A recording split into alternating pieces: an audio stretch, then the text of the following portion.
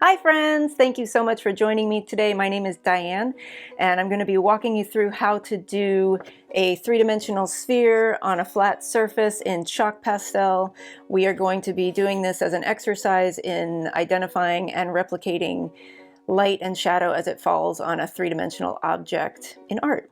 So grab your chalk pastels and let's get started.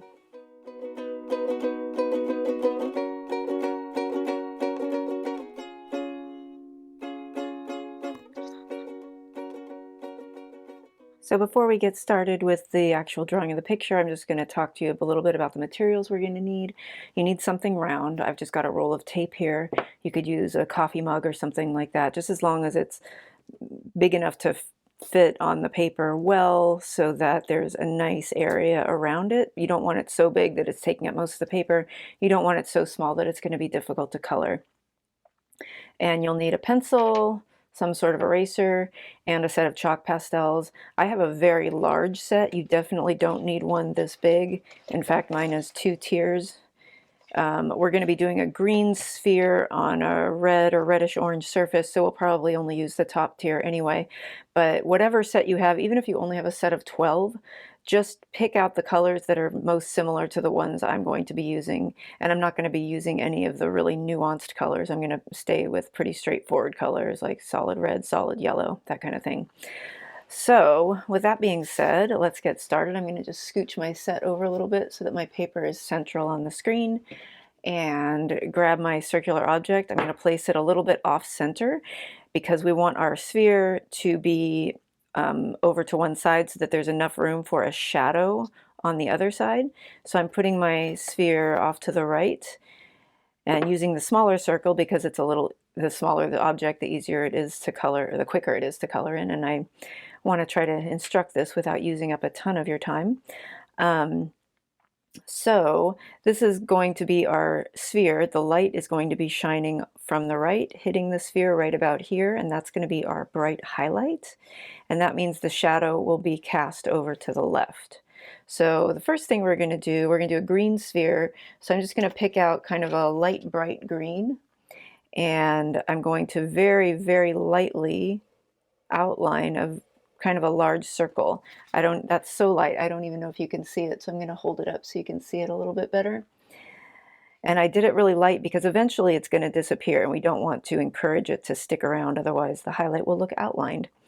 So once I've got that, then I'm going to color around it, and I'm going in kind of a circular motion because we're drawing a circular object. So anytime you are adding color or value to something, I always advocate going in the direction, making your strokes go in the direction of the object, because it's going to only lend itself to the believability of the object later on. And it wouldn't kill me if I wanted to color it all diagonal or straight or something, but it's just better from the very beginning to color going in the direction that your object dictates. So around the edges, I'm being very careful. I'm using kind of a corner of the pastel to get right up next to the edge of the pencil line. I'm going to turn my paper here so that I can more easily do this edge, because otherwise it's awkward. And then just color that in. And here I'm going to just use my finger to rub the color and soften it a little bit. That's not a really truly necessary step, but I just like to have it kind of more even. And if you have a lot of dust, you can blow it off, or you can shake it off into the trash can. I'm just going to blow mine off. So that's our first layer, and that is the local color of the sphere. Local color is just a term that means the main color on an object. So we've got that, and I'm just going to keep that color out because I'll probably need it later. Now I'm going to put in a slightly darker green. So I'm just going to pick out one of these kind of darker greens. You go ahead and pick out whichever one you want. And I'm going to do another layer a little further away from that highlight, but same kind of principle, just going around and coloring all the way to the edge. I'm not pressing hard, as you can see. There's a lot of light showing through, a lot of paper showing through. We'll press a little harder later when we're trying to enrich the color. I want to get very, very close to the edge here. By the way, it does erase, chalk pastel does erase with a pencil, so don't worry if you accidentally get some, or excuse me, with a pencil eraser. Don't worry if you accidentally get some outside. It won't erase completely, but it'll come off enough. Blow off the dust. And then I'm going to use my finger to rub it. And that's pretty much just our first layer. I guess I could consider the darker green I just put on an extension of the local color, especially since I'm really blending it into the light green, and now it's almost becoming a single color.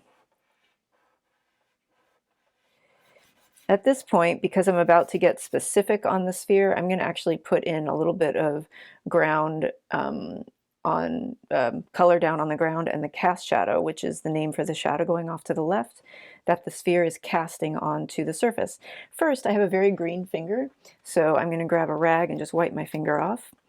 Don't have to really wash it, it's because I'm going to be doing a lot more blending, so I'm just going to keep it handy.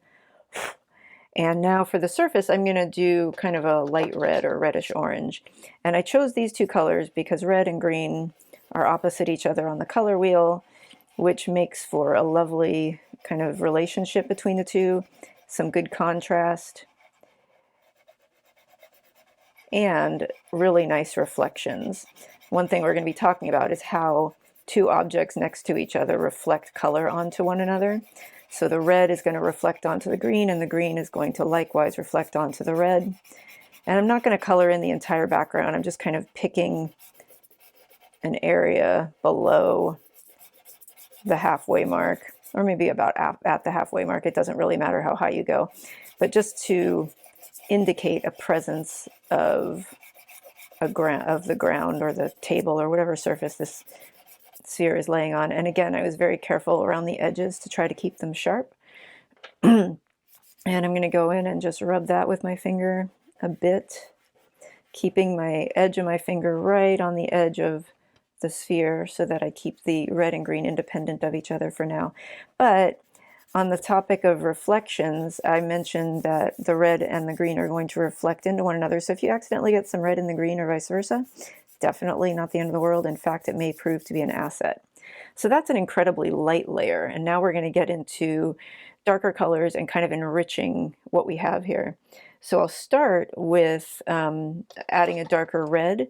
So I've got kind of a rust color here for the shadow. If you don't have a darker red, actually, maybe I'll just show you this. Say you only have one red in your kit. So just use the same red and go out to the side and draw a long oval, which will just kind of end right under the object. And now I am pressing quite hard. Not hard enough to break it, hopefully, although pastels do break pretty easily. So if it breaks, I just keep coloring with one half of it. But what I am trying to do is cover up most of the white and give this red a real presence here. If you do have a darker red, then feel free to use that. That's also fine. But I'm showing this in the interest of kind of working with a more limited amount of color, number of colors. Now I'm going to blend that with my finger, keeping the edge real sharp. And then along the bottom, I'm going to blend sideways because I do want to soften the edge, but I don't want to blend it out like crazy. Where I do want to blend it out like crazy is out here at the end. So I'm going to blend in circles. And the reason for that is the further away the cast shadow gets from your object, the blurrier it will be. And that will make it very believable. So as I'm returning to the object, I'm once again blending sideways there. Now we have all of our kind of main components in for this object, and I'm going to go in and do what's called the core shadow, which is the darkest shadow on the object. So to do the core shadow, you could use a dark green, but it's a little more fun and a little more believable if you use red, because red and green are opposites on the color wheel. When you put one on top of the other, they will naturally neutralize one another or become grayer, darker, browner. something in that range, depending on the balance. So if I use a whole lot of red, it's going to show up as red, but just a darker version of red than that. If I use it lightly and then put green over it, it'll read as a dark green. So that's what I'm going to do here, because I don't want it to look red. I want it to look green. So it's going to start out looking red, and I'm just going to start out with a little sliver at the very top left kind of edge of the sphere, and we're going to do a moon shape, a crescent moon, kind of coming down, but leaving a sliver of green on the left side, because that is the reflection. So I'm going to end up just about opposite where I started. So if I put my pastel right in the middle, it would about divide the shape in half. And then from there, I'm going to come back up, make the other side of the crescent,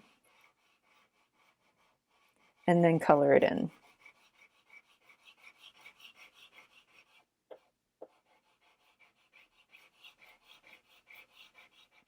So right now it just looks like muddy red on green.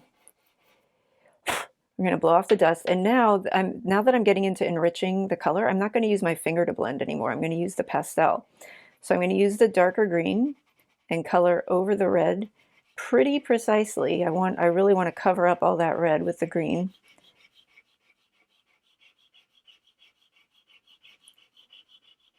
And I'm pressing fairly hard because I want the coverage to be as good as it can get.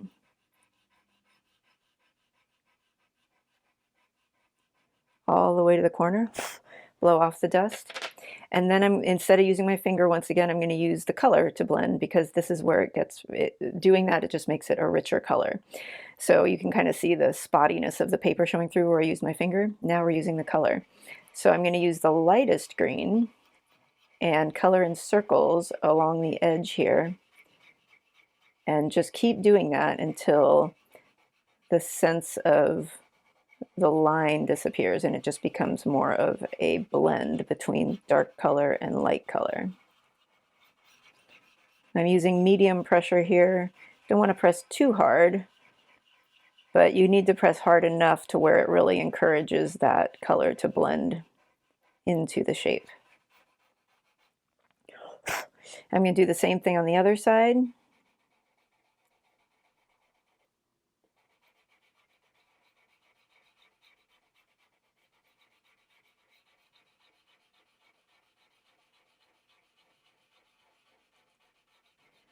And I really am going all the way to the edge of the sphere now, because I'm using a similar color to what was there already, so I'm not worried about covering up that area.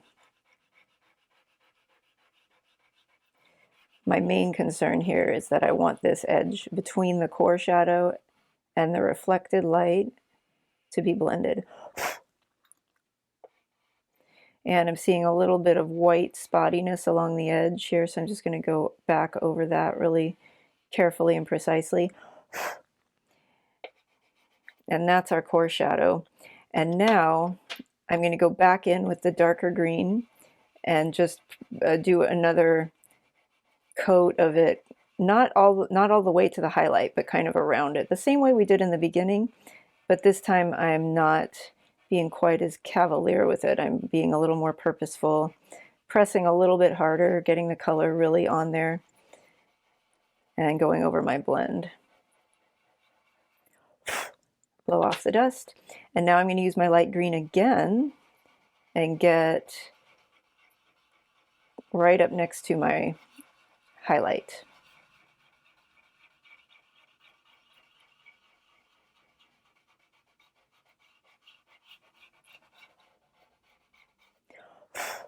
Blow off the dust. And I'm actually going to go a little into my highlight to blend, because I don't want this to look like a circle or a hard edge, to help encourage that to blend into the highlight.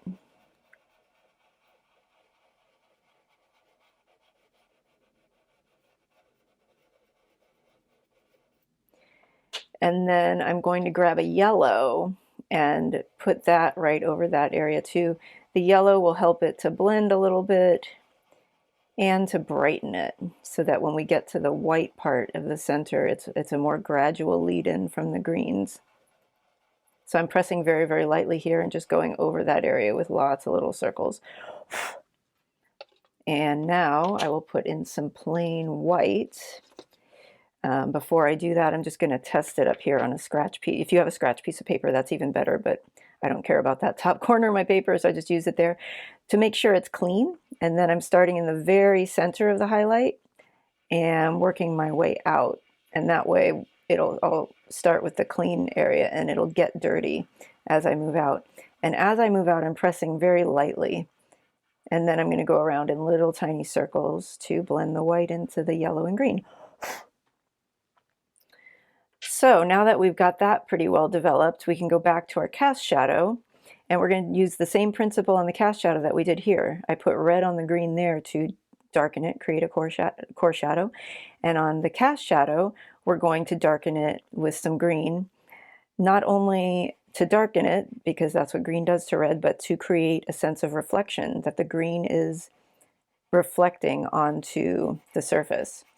So I'm coloring pretty lightly with the dark green, and I'm not going all the way out to the edge of the red shadow.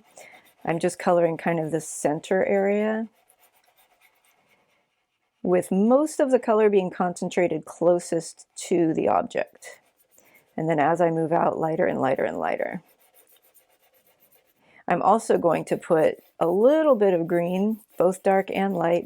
You can barely see it, but just into the surrounding red, just so that we have a presence of it.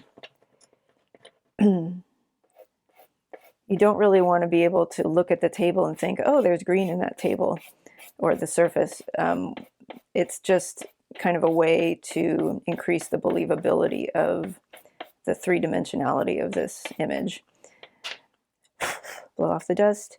And now I'm going to blend that with my finger because I want it really blurry on the outside edge. Actually, I don't want it blurry in the middle though, so I can use the red for that. Also, I wanted to add an extra coat of red just to mute the green a little bit more.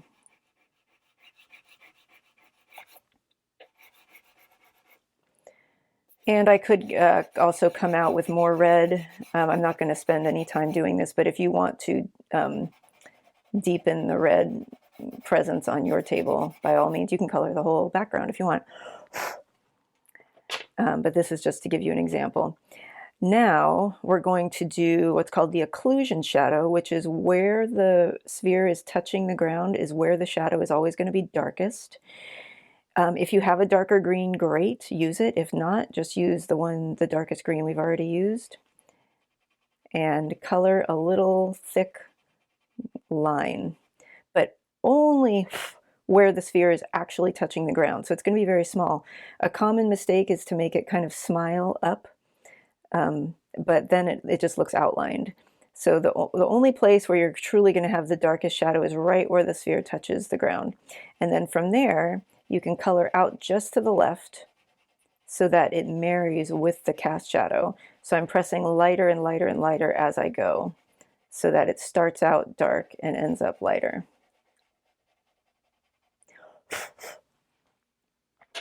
And I'm going to use my red and go back over so that the occlusion shadow does not appear as green, but just a dark red.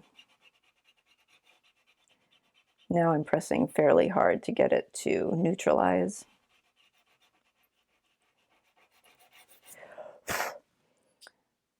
Okay, so that's what we can do with a fairly limited palette. If you do have the luxury of a darker green or darker red, I'll show you what that can look like.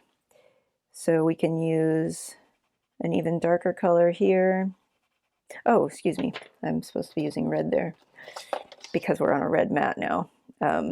And I want to intensify the green, I want to intensify the darkness by using the green first, but then help it out to match the red cloth more by using the dark red.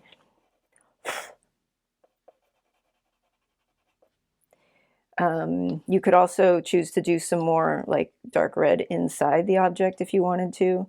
This red is actually, sometimes you'll find this in chalk pastel, if they sit in the kit too long, they become a little bit shiny. So you kind of want to just find a spot on your scratch paper and color to encourage the chalk part to be visible again. And then you can put a little bit, I'm not pressing hard at all, just trying to get a presence of a darker color right there. And now that's too red, so I'm going to use, let's see, is this green? It's hard to tell. Yeah, that's a really, really dark green, like a black green. So I'm going to put a little bit of that over it, just to intensify the darkness of the core shadow. And now that I've got a nice rich layer of color, I can use my finger to blend. I don't advocate using your finger the entire time because I feel like it pulls too much color off, but since I've already achieved the layer of color I want and there's no more paper showing through, I can use my finger to soften there. So you can kind of monkey with it as much as you would like. Oh, I forgot one more thing. I did want to put a little bit of light red into the reflected light on the ball because after all, the sphere, that is the part of our shape that is closest to the red cloth or table. So I do want that reflection to be noticeable.